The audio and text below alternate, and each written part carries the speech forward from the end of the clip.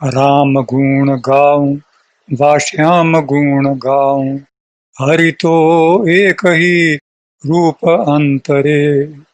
ना नाम रूप तेरे कर्म में न पाऊं, हरि तो एक ही रूप विचरे। ना आकाश में तू पाताल में न पाऊं, हृदय में अविरत तू ही जरे। राम गुण गाऊं वा श्याम गुण गाऊं, हरि तो एक ही रूप अंतरे। अरूपी तुझको सृष्टि में ही पाऊं, करुणा कर तू प्रकृति से परे। कृपा से अभिभूत आप रूप पाऊं, सदानंद में तो मरे फिर तरे। राम गुण गाऊं वा श्याम गुण गाऊं, हरि तो एक ही रूप अंतरे। राम गुण गाऊं वा श्याम गुण गाऊं, हरि तो एक ही रूप अंतरे। राम के गुण गाओ या श्याम के गुण गाओ, परमात्मा एक ही रूप, अरूपी, अनामी, अंतर में है, अंतर में है, बाहर कहीं नहीं है। चाहे राम के गुण गाओ, श्याम के गुण गाओ और भी गाओ, सभी धर्म विधर्म, जगत के सभी धर्म, सभी धर्म के अध्याता सब एक ही है, कोई अलग नहीं है। धर्म प्रवर्तक, पैगंबर, स्वामी, महात्मा सब एक ही है, सब एक ही परमात्मा के पैगंबर हैं, जिन्होंने सत्य पाया और सत्य का संदेश संसार को दिया, वो परमात्मा ही हैं। जिनका संसार छूटा, वे परमात्मा ही हैं। इसलिए सदगुरु कहते हैं कि राम गुण गाओ या श्याम गुण गाओ। सदगुरु प्रकृति के द्वारा अपनी लीला संसार में दिखाते हैं, और ये लीला इसलिए होती है कि संसार उनके प्रभाव में आए, रमे, मस्ती करे, मौज करे, सुख शांति और आनंद पाए। यही भाव सदगुरुओं का होता है। लेकिन संसार अपने अंतर में परमात्मा पाने के बजाय उसी लीला को याद करता रहता है और परमात्मा पाने के प्रयत्न नहीं करता। यह एक गलत चीज है, ऐसा नहीं होना चाहिए। परमात्मा के नाम नहीं, रूप नहीं, कर्म नहीं, वह तो एक ही रूप अंतर में विचरता है। न आकाश में है, न पाताल में है, हृदय में अविरत हमेशा वो झरता रहता है, अरूपी है, फिर भी सृष्टि में समाया हुआ है। ये करुणा सागर प्रकृति से उस पार है। परमात्मा के कृपा से अभिभूत यह संसार मैं को मार करके परमात्मा के पास जा सकता है। मैं परमात्मा का रूप धारण करूं या परमात्मा मेरा रूप धारण करे, एक ही चीज है।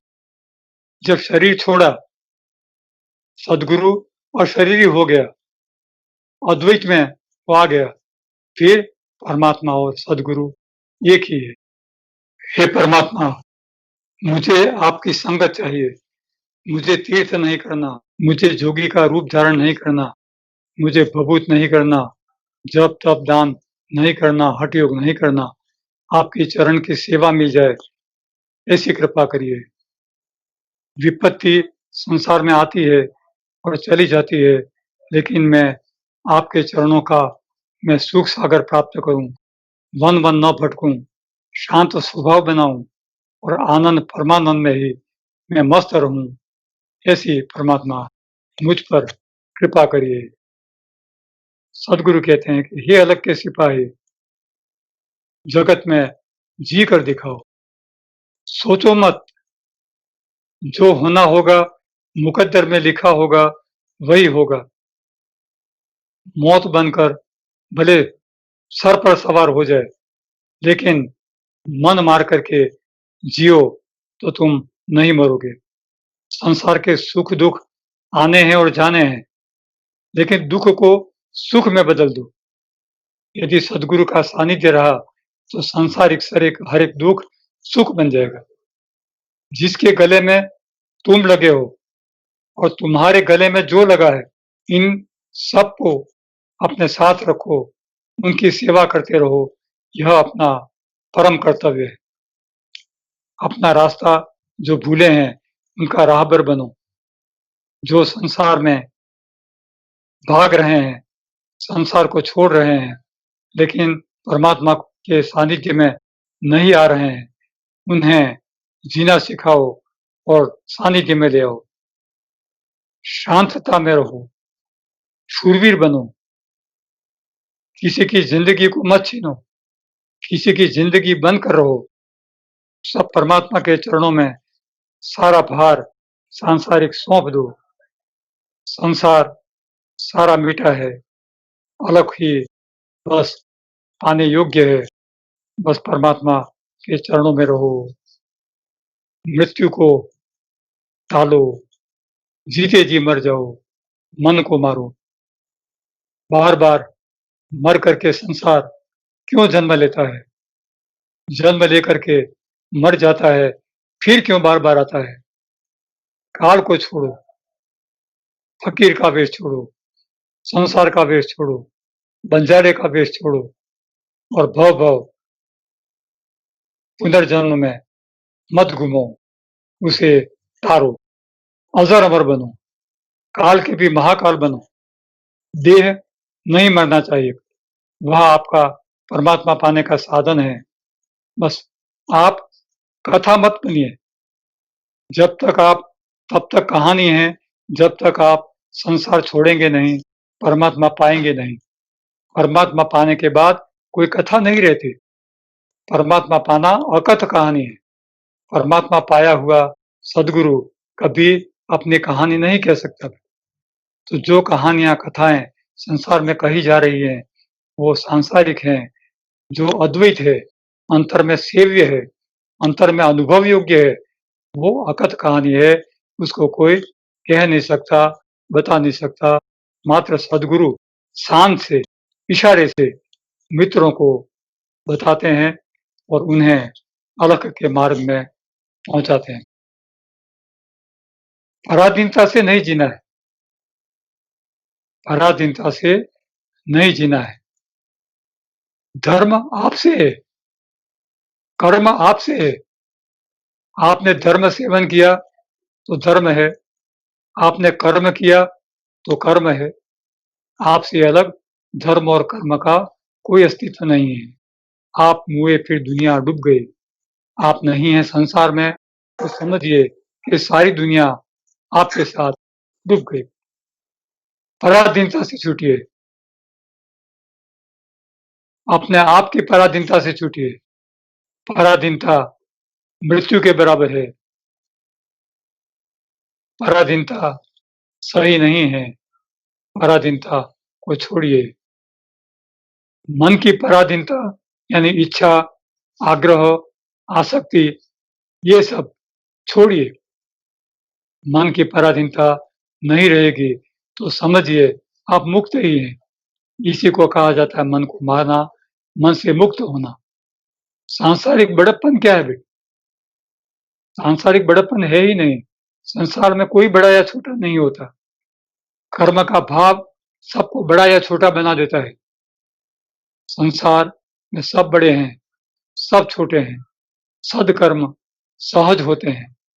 सद्कर्म करके कोई बड़ा हो जाए और लोग उसे सौजन्यशीलता से बड़ा कहने लगें, तो ये अच्छी बात है। मैं कौन हूँ, मेरा क्या है, यह समझना है। मैं कौन हूँ, कहाँ से आया, मेरा क्या है, क्या मैं एक शरीर हूँ, शरीर नहीं हूँ, तो क्या हूँ?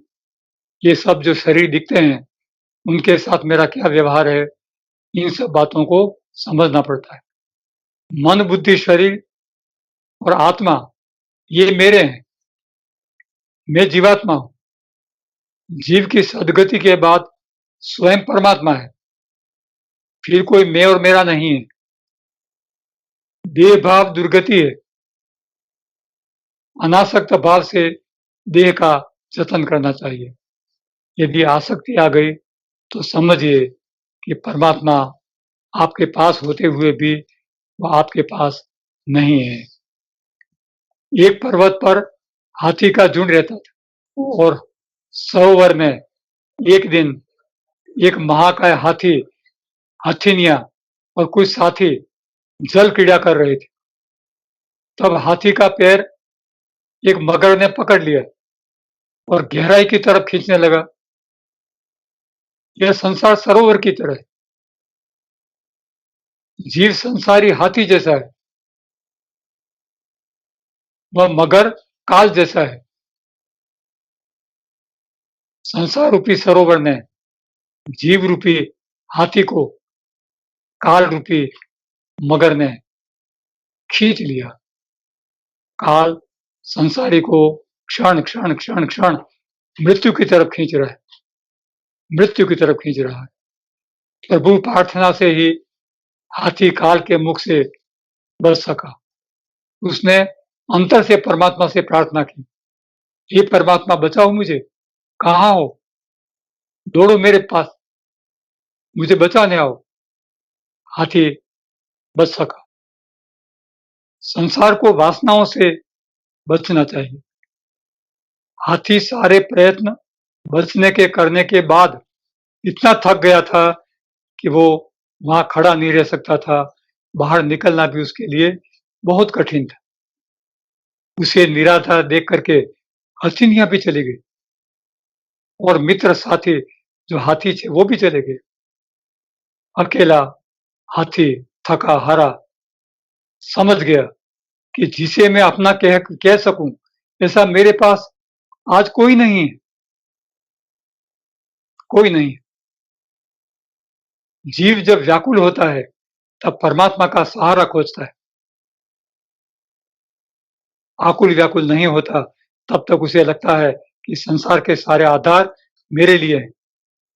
वो नेता पहचानता है मुझे कुछ मेरे लिए कर देगा, वो व्यापारी पहचानता है कुछ कर देगा, वो धन दौलत देगा, वो मदद करेगा, कुछ लोग और मदद करेंगे। ये सब सांसारिक आधार मृत्य हैं, मरे हुए हैं, किसी काम नहीं आते। एक आप खुद ही अंतर की शूरवीरता और परमात्मा की हुई मदद वही काम लगती है और वही सही टाइम में, खरे टाइम में उपयोगी हो जाती है। मनुष्य को अंत काल में ज्ञान होता है, किंतु वह किस काम का? ज्ञान युवावस्था में होना चाहिए, आधेड़ उम्र में होना चाहिए, संसार सेवन करते-करते होना चाहिए, तब ज्ञान हुआ सही है।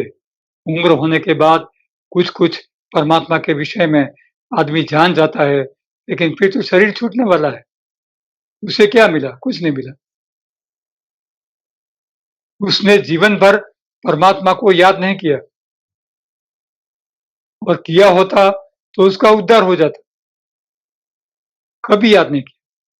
संसार में घूमते रहे, कमाते रहे, दौड़ते रहे, तीर्थों में गए, इधर गए, वो गए, कर्मकांड किया, कर्म करते रहे, बड़े बने, छोटे बने, इसकी मदद की, उसकी मदद ली, सब काम करते रहे, लेकिन कभी भी उद्धार नहीं कर सके अपना।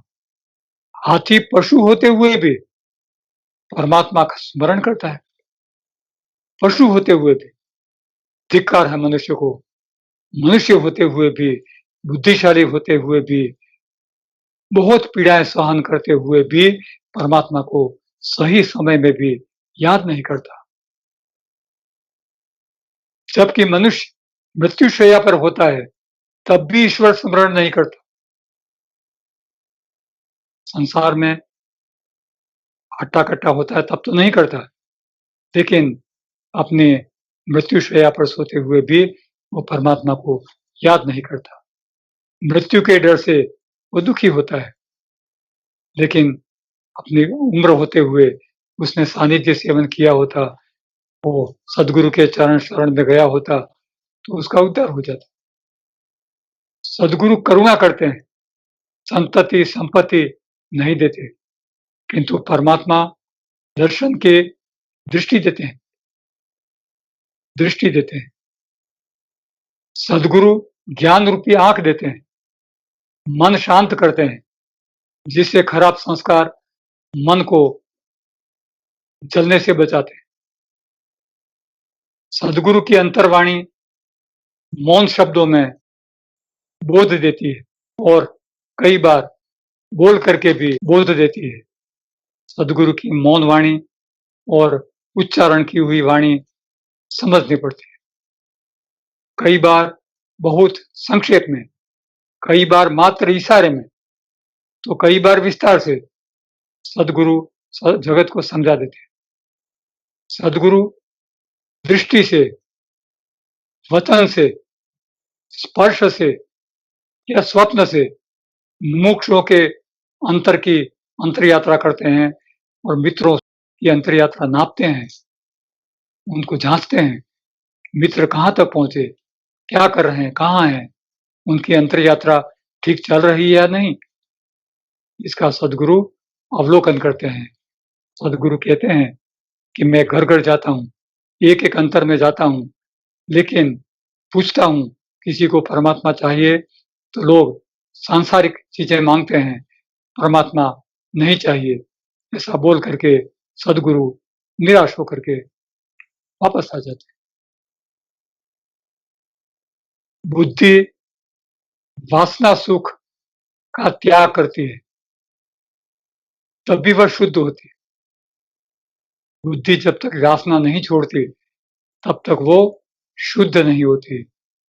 निष्काम बुद्धि शुद्ध होती है, जिसमें इच्छाएं, आग्रह और आसक्ति नहीं होते, वो बुद्धि शुद्ध होती है और वो शुद्ध बुद्धि हमेशा परमात्मा पाने के योग्य बनती है। सकाम बुद्धि पाप भोग की भागी बनती है, वो हमेशा दुर्गति पाती है। जो मनुष्य निद्रा रूपी जहर पचा लेता है, वह ज्ञानामृत पा सकता है। आंख, मन, जीवन, नाम ये विकृत हो जाते हैं। आंख विकृत हो जाती है, मन विकृत हो जाती है। आंख से आदमी पाप कर सकता है, मन से सोच करके पाप कर सकता है, जीवन में कर्म द्वारा पाप कर सकता है, अपना नाम बदनाम करके पाप कर सकता है। ये सारी विकृतियां हैं। तो ये विकृतियां धारण किए हुए संसार घूमता है, तो उसका भाव बिगड़ जाता है और संसार में सुख चैन से नहीं जी सकता। न तो उसे संसार मिलता है और न ही उसे परमात्मा मिलता है। मन दगाखोर है, उसका भरोसा कभी नहीं करना चाहिए। वह गड्ढे में गिरा देगा, नाम चिंतन ही उसका उपाय है।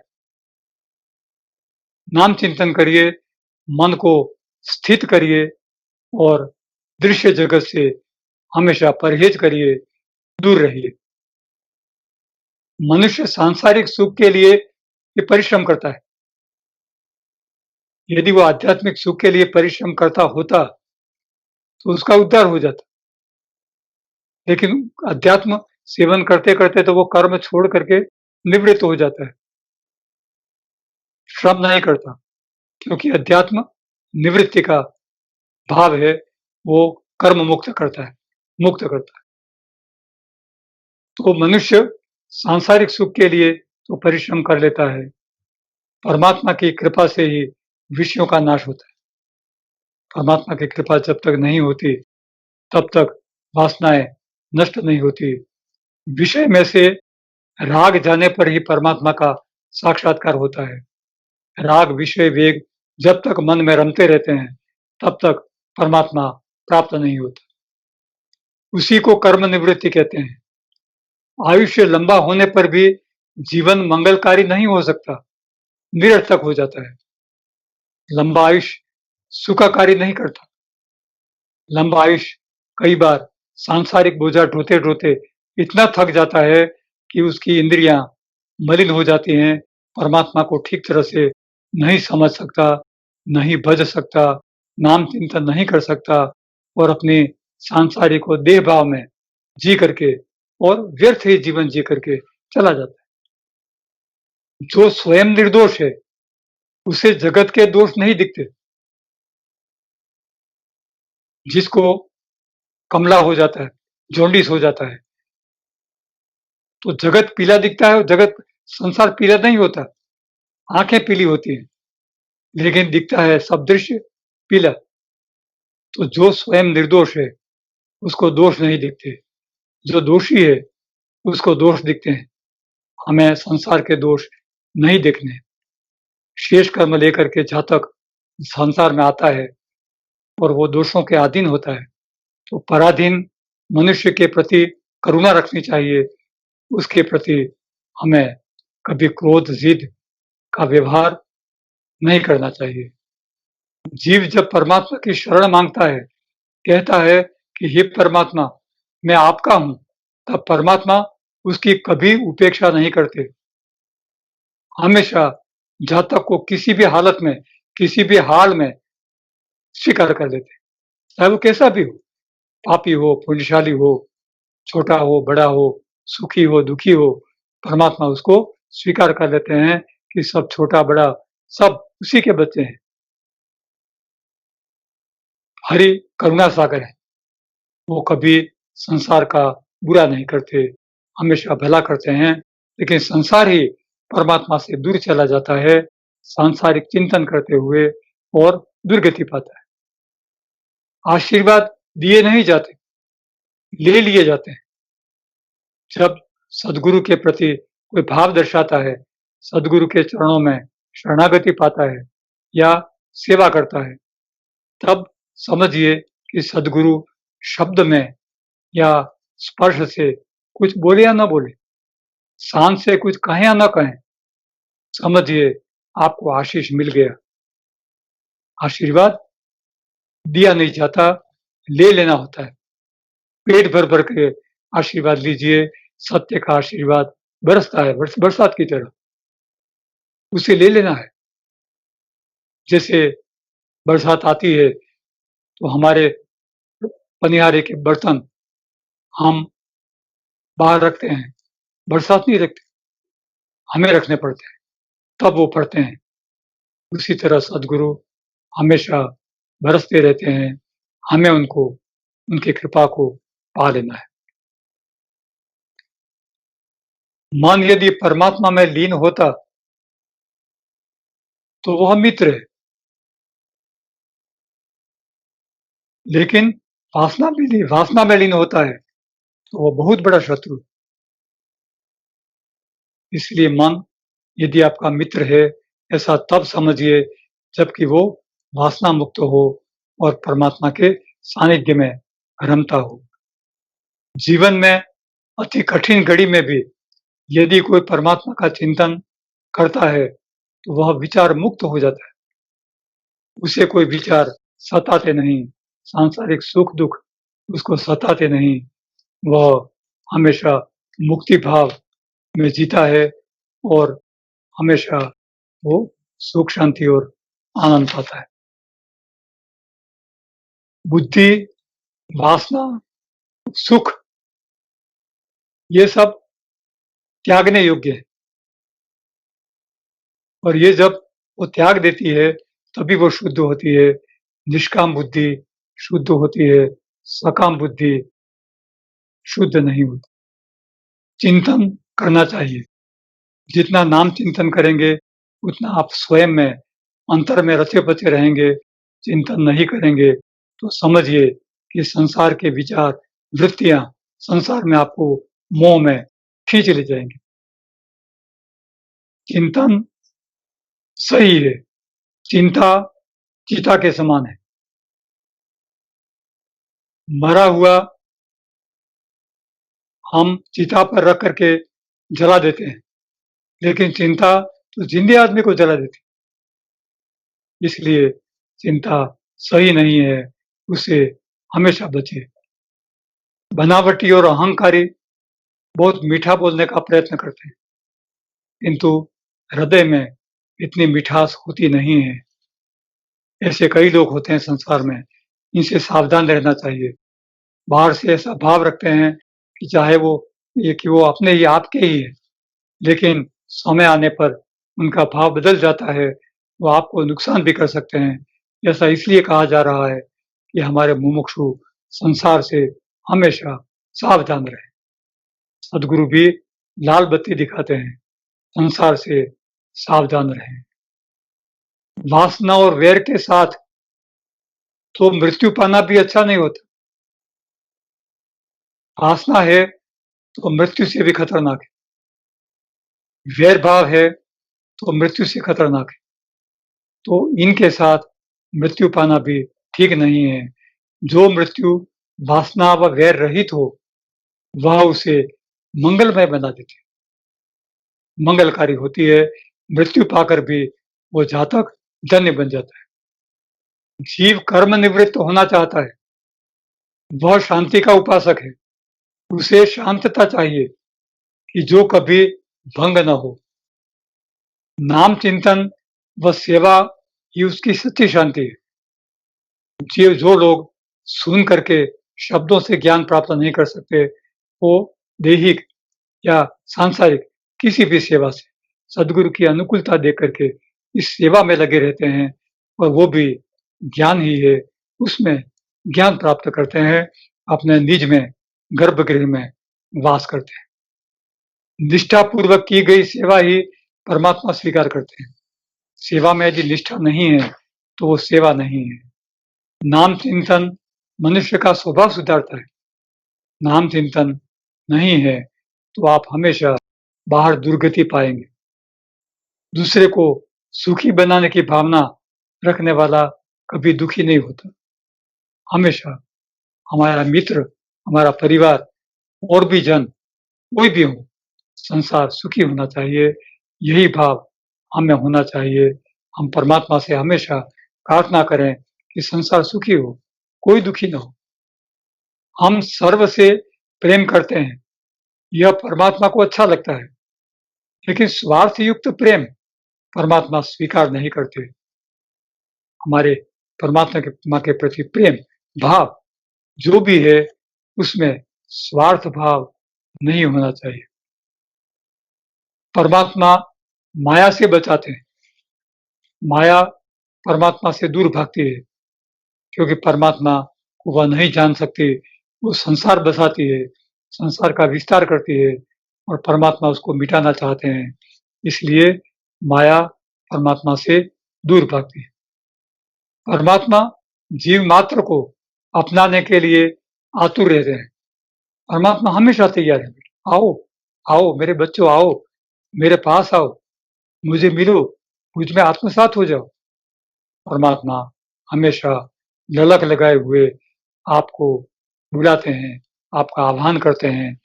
हमेशा यह ललक रखिए कि आप उन तक पहुँचे और परमात्मा में एकाकार पा जाएँ। किंतु अभागी जीव उन्हें मिलने के लिए आतुर नहीं होते, आतुर नहीं होते। कोई मुश्किल से, कठिनाई से उनको परमात्मा की ओर झुकाता है, फिर भी वो संसार में चले जाते हैं। कितना दुर्भाग्यपूर्ण जीवन है। संसार में चले जाते हैं, सांसारिकता में जी करके, सुख-दुःख, पीड़ाएँ भोग करके और व्यर्थ का जीवन खो करके चले जाते हैं। कोई भूल होने पर परमात्मा तो माफ़ कर देते हैं, किंतु व्यवहार कठिन होने से जगत मनुष्य को माफ़ नहीं करता। संसार माफ़ करने के लिए कभी तैयार नहीं है, इतना कठिन कर्म है उसका। क्षमा बड़े न को चाहिए, छोटन को उत्पात। क्षमा वीरस्य भूषण। क्षमा शूरवीर का लक्षण है। क्षमा करो। जैन धर्म की लाक्षणिकता तो क्षमा भाव ही है। मिच्छामि दुक्कडम। सारे धर्म की नींव ही माफ़ी है, माफ़ करो। माफ़ करने से फिर हम सामने वाले से छूट जाते हैं और सामने वाला हमसे छूट जाता है। हम सामने वाले को प्रायश्चित करने का मौका देते हैं और हम भी प्रायश्चित कर सकते हैं अथवा उससे छूट जाते हैं, नाम चिंतन में लग जाते हैं, परमात्मा पा जाते हैं। हम किसी को क्यों माफ़ ना करें? माफ़ करना ऊर्ध्व गति है। माफ़ करना आध्यात्मिक लाक्षणिकता है। जगत को माफ़ कर दीजिए। माफ़ न करना बहुत बड़ी बुराई है। माफ़ न करने से सामने वाला भी दुखी और हम भी दुखी। माफ़ करो बेटा, माफ़ करो। मनुष्य कर्म से सुख दुख भोगता है, कर्म से ही सृष्टि टिकी हुई है। अतः सद्गुरु किसी को दोष नहीं देते। सद्गुरु कभी नहीं कहते कि भई ये बुरा है, फला है, तू ऐसा है, कभी नहीं कहते। जो कुछ है सो परमात्मा का दिया हुआ है, परमात्मा का बनाया हुआ है, इसलिए और जो वो भाग्य में ले आया है, उससे बना है, कर्माधीन है। इसीलिए संसार को परमात्मा कभी दोषी नहीं ठहराते, वो हमेशा माफ़ कर देते हैं।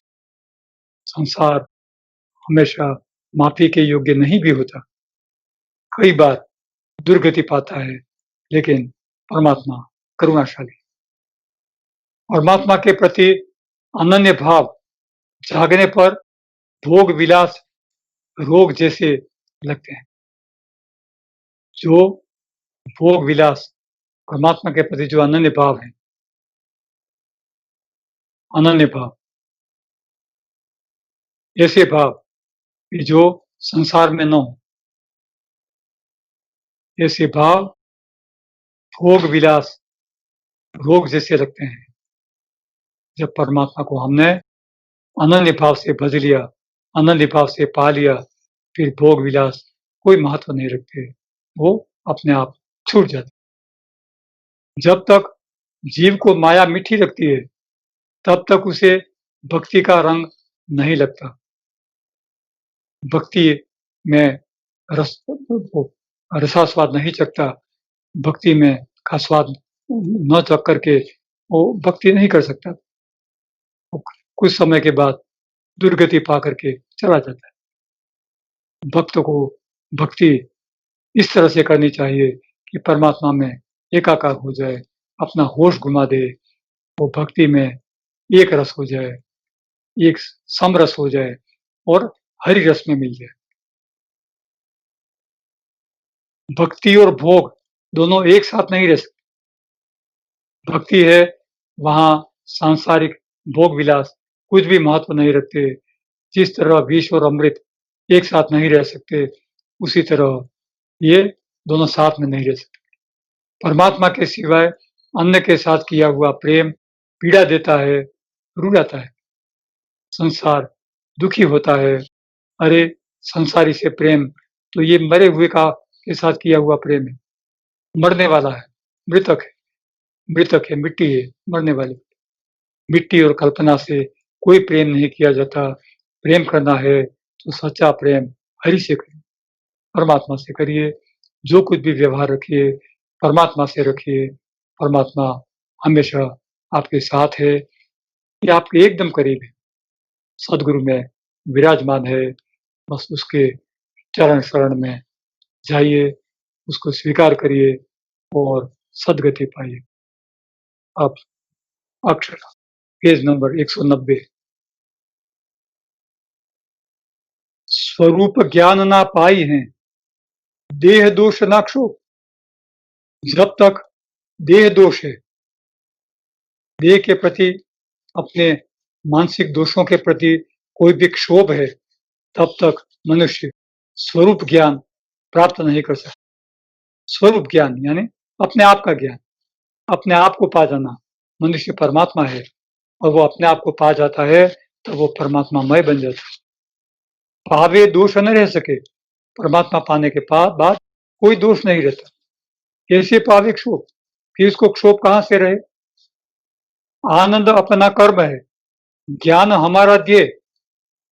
ज्ञान हमारा ध्येय होना चाहिए। ज्ञान प्राप्ति के सिवाय संसार में पाने योग्य और कोई चीज नहीं। तो फिर समझिए कि अपना आनंद पाना ही अपने जीवन का कर्म है और हम किसी कर्म के लिए जीते नहीं हैं।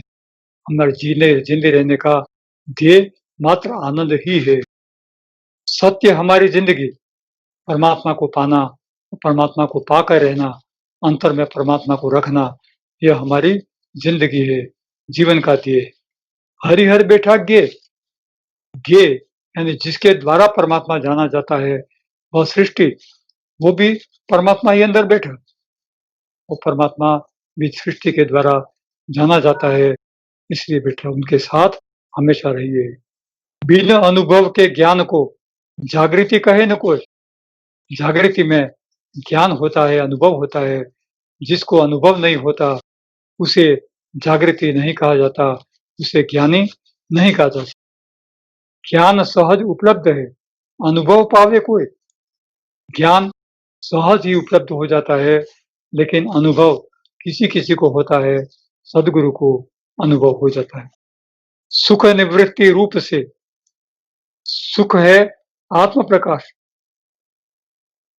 नाम रूप से सुख मिल जाता है, सांसारिक सुख मिलता है, परमात्मा के नाम रूप से भी हम उनको समर्पित होकर के सुख पाते हैं कि परमात्मा को हमारी अर्जी पहुँच गई, परमात्मा से हमने प्रार्थना कर ली, परमात्मा के प्रति हमने आरती, स्तवन सब कर लिया, पूजा कर ली, सब कुछ हो गया। लेकिन सुख है आत्म प्रकाश, लेकिन आत्म सुख जब तक नहीं मिलता, आत्म प्रकाशित नहीं होता, तब तक वो सच्चा सुख नहीं है।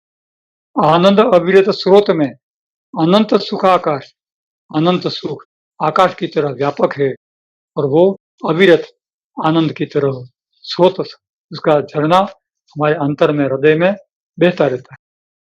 कबीर ने ऐसा सोची है, संग में तू दुख पाए। सदगुरु के सानिध्य में किसी आदमी को कोई दुख है, ऐसा कभी मत सोचिए, ऐसा सोचना ही व्यर्थ।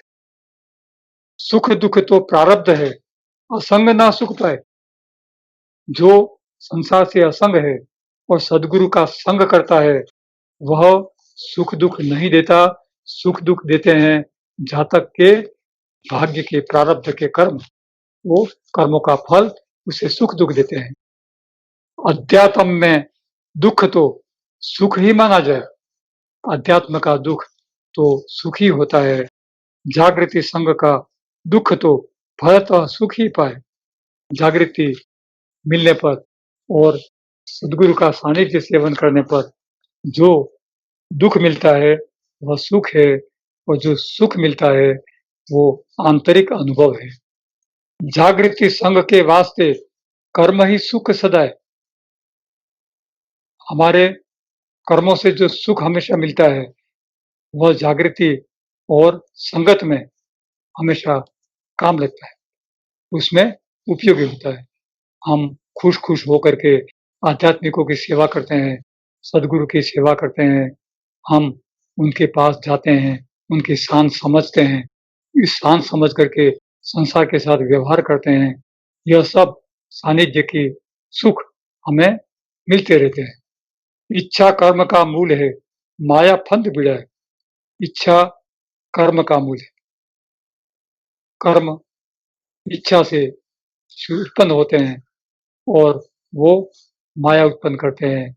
माया का खुराक है, माया का खाना है, तो हमेशा लड़ाई झगड़े और दुराचार में व्यस्त रखता है या संसार को दुर्गति की तरफ ले जाता है। सुख दुख भाग्याधीन है, अध्यात्म से असंग। सुख और दुख भाग्य से मिले होते हैं और अध्यात्म से वो असंग है। अध्यात्म का सुख दुख से कोई लेना देना नहीं, सांसारिक सुख अध्यात्म से जुड़े नहीं होते, मात्र आत्मिक सुख होते हैं। सदगुरु कई बार वो कहते हैं कि भाई बेटे सुखी हो जाओ, तुम सुख पाओ, अनंत सुख पाओ। तो इसका मतलब आत्मिक सुख है। सांसारिक हम सोचे कि हमें गाड़ी बंगला मिल जाए या वो साधन मिल जाए, हमारा वो काम हो जाए, वो ऐसा हो जाए, वो ऐसा हो जाए। ये सब काम सदगुरु नहीं करते। सदगुरु उसमें साधन में सुख और शांति भर देते। तो सांसारिक सुख में आपको शांति और आनंद लगने लगता है। इस तरह सदगुरु संसारी को भी मदद करते हैं। दुखी जगत को ना लखे, स्वरूप सबके संग। भक्त को कभी दुख महसूस नहीं होता, क्योंकि वो हमेशा सदगुरु की भक्ति में लगा रहता है और स्वरूप में के साथ संग किए हुए होता है, अपने अंतर में रहता है, इसलिए वो अपने आप को कभी दुखी नहीं मानता।